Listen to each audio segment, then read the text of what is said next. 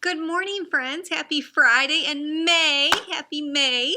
You're doing a great job with our learning, and we'll look forward to putting a new packet together for you for the next few weeks. But today we have 3 things for you to do.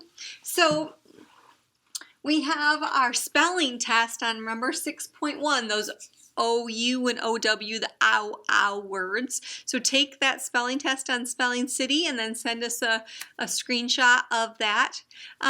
We have your treasures book, and again, we're going to make this one optional. That means you can read it. You don't have to, but it is a fun story. The one that's in here that we're working on right now is called Dot and Jabber. And Dot and Jabber is on page 162. It says Dot and Jabber and the Big Bug Mystery on page 162. And if you look at that story, it is kind of a fun one, and it's kind of fun to see how the artist did the illustrations on the story. So all of the illustrations on this story, in fact, it won an award for its illustrations by Ellen Stoll Walsh, are all paper that she cut and then would glue on her page in different, so it has different textures, and it's different paper that she cut. She didn't draw it with a pencil or a marker, but all of these are different paper things that she cut out and used for her illustration. So that's pretty cool. So maybe that's something even you want to try. I know some of you are really good artists and like doing books like that. Try cutting paper and then gluing it on your page to make your picture. That's pretty cool. So you can read about their Big Bug Mystery if you'd like to.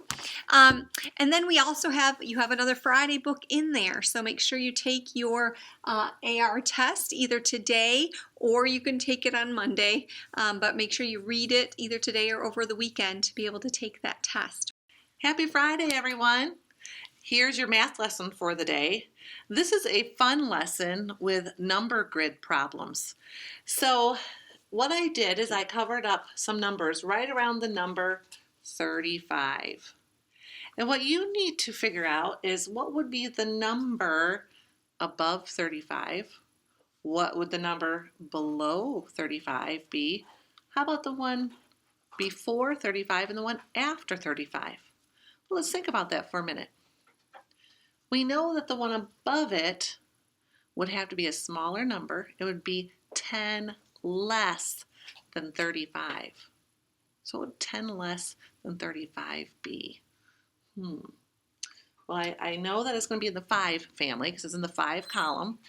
And it looks like over here we're in the 20s. Could it be 25? Let's see. Yep, 25. How about the number below? What would be 10 more than 35? Again, I know that it's in the 5 family because it's in the 5 column.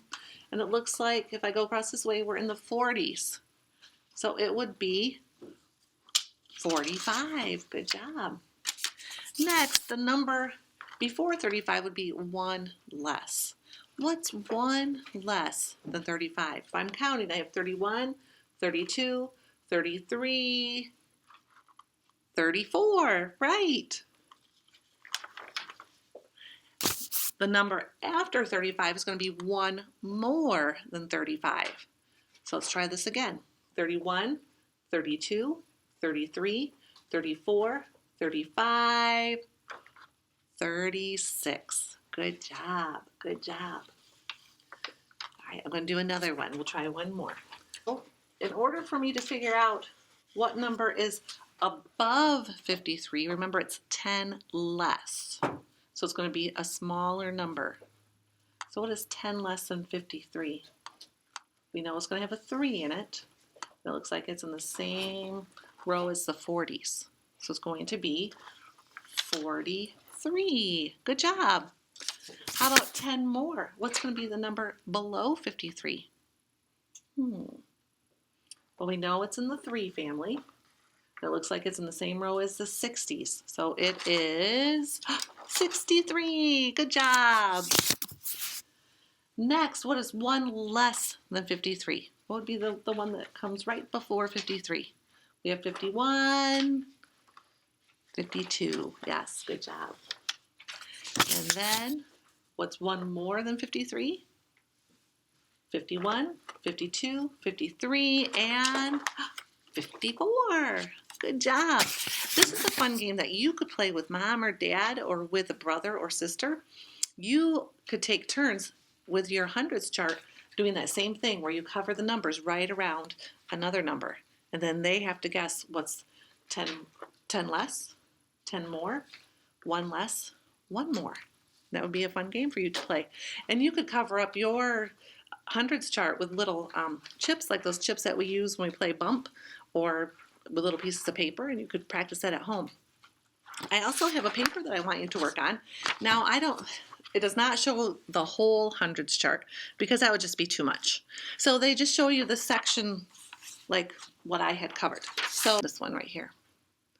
So you have to decide what is 10 less, what is 10 more, 1 less, 1 more. And it's just like this, filling in those blanks like that. All right, and you're going to do that for each one of these problems. And when you get done, take a picture and send it our way so we can take a peek. Have a great weekend. Bye-bye.